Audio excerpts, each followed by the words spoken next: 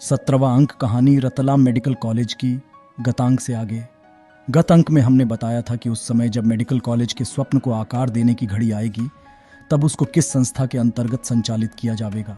इस विषय पर मंथन करने के बाद मेडिकल काउंसिल ऑफ इंडिया के establishment of medical college regulation का अध्ययन किया गया तथा 29 सितंबर 1993 के भारत के राजपत्र में प्रकाशित पात्रता के मापदंड को सूक्ष्मता से देखकर इस बात का पता लगाया कि कौन कौन आवेदन कर सकते हैं, जिसके अनुसार विश्वविद्यालय, राज्य सरकारें, केंद्र सरकार और राज्य सरकार द्वारा स्थापित स्वायत्त निकाय, सोसाइटी रजिस्ट्रेशन अधिनियम अथवा राज्यों के तदानुरूप अधिनियम के अंतर्गत पंजीकृत समिति तथा भारतीय न्यास अधिनियम के पंजीकृत सार्वजनिक धार्मिक न्यास पात्र होंगे, जिनका प्रमुख उद्देश्य आयुर्विज्ञान शिक्षा होगा, वही कॉलेज स्थापित करने की अनुमति के लिए आवेदन देने हेतु योग्य होंगे।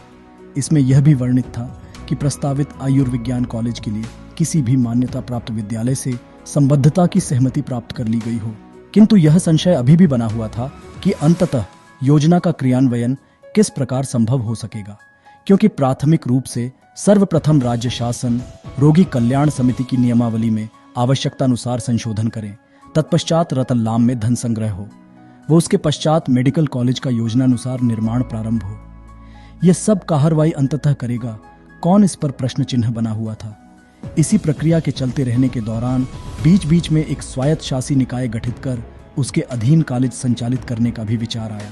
उक्त सब कार्रवाइयों को देखते हुए ही रोगी कल्याण समिति के बैनर तले इसके अधीन मेडिकल कॉलेज के संचालन पर विचार आकर अटका। अतः राज्य शासन की स्वायत्त शासी इकाई मानते हुए उसके नियमावली व संविधान में संचालन का प्रारूप में मेडिकल कॉलेज या अन्य शैक्षणिक पाठ्यक्रम भी संचालित होने संबंधी उपयुक्त संशोधन करने का प्रस्ताव पारित करके राज्य सरकार को प्रेषित किया गया।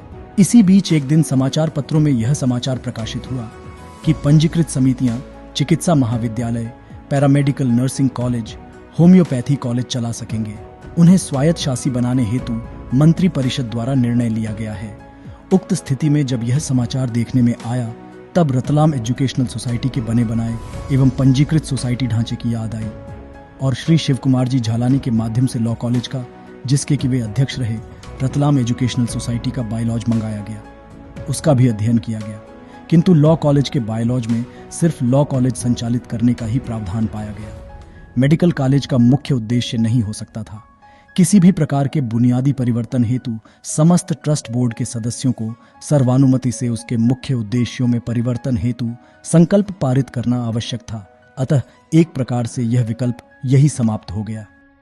अभी यह सब चल ही रहा था कि प्रदेश की राजनीति में एक नया घटनाक्रम तेजी से घटा और हुबली प्रकरण में सुश्री उमा भारती जी को मुख्यमंत्री पद से इस्तीफा देना पड़ा।